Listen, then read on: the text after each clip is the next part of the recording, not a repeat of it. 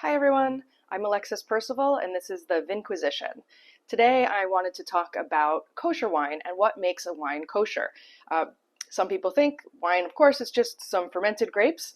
What could possibly make it not kosher? I'm going to talk about that real quick today. I would like to say as a caveat that I am not Jewish. However, having worked in the New York City restaurant and retail businesses of wine, I can tell you that the holidays in Judaism greatly affect sales and business. So both positively in the retail space, and certainly they have a downward trending impact on restaurant business on the nights that are celebrated. So it's super important to be aware of the kosher wines and the holidays that they're consumed at. So the most important thing about kosher wines is that they can be picked, the grapes can be harvested by anyone, but once the grapes are in the winery, they must be overseen by a rabbi and the workers must be Sabbath observant. Okay, so that's the first aspect.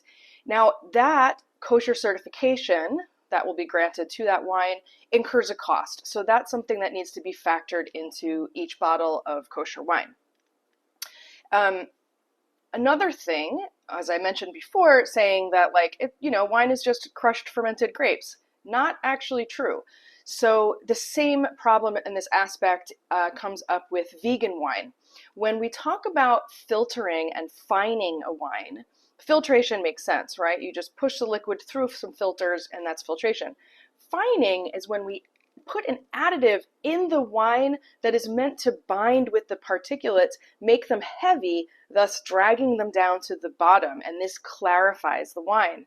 Now, animal products were often used in this process. So egg whites and fish gelatin are common agents used to do this. So that's why you'll see some wines now that say vegan or not, and you might be scratching your head. For that same reason, the issue with animal products would render the wine non-kosher. Now, once the wine is bottled, then any people who are non-Jewish can handle the wine. So if the wine is corked, sealed, so during its point A to point B to your table, it could be handled by anyone, and it's not going to affect whether it remains kosher or not. Once it's opened, however, if someone who is non-Sabbath observant, like myself, were to pour for someone who was, it would render the wine non-kosher.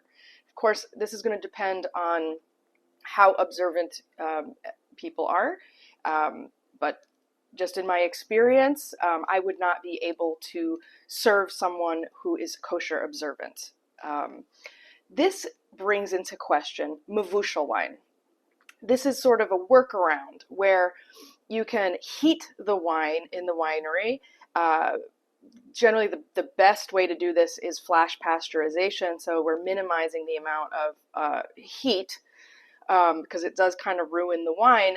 But by ruining the wine, it is kosher and mavushal, meaning I could pour it for someone who's kosher observant, and I wouldn't be making it non-kosher. Now, that does affect the quality of the wine, so I think it can be beneficial as a product for, let's say it's banquet halls where you have different workers who might be working an event, but you can still keep kosher if you're serving those wines.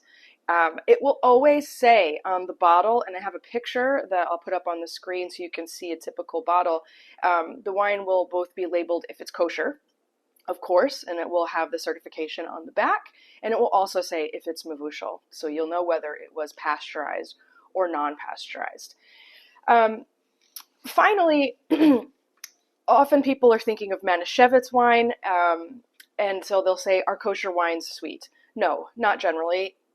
As I said, kosher has nothing to do with the quality of the wine. It's just about its production and certification. And so sweetness levels don't have anything to do with that. Where that does come into a factor is more historical. It's two factors. One, people in previous centuries have preferred wine that was sweeter. That's across the board. And secondly, the Jewish people that were here in the States began making wine with Concord grapes. And as we know, that is not Vitis vinifera grape. That is an American varietal.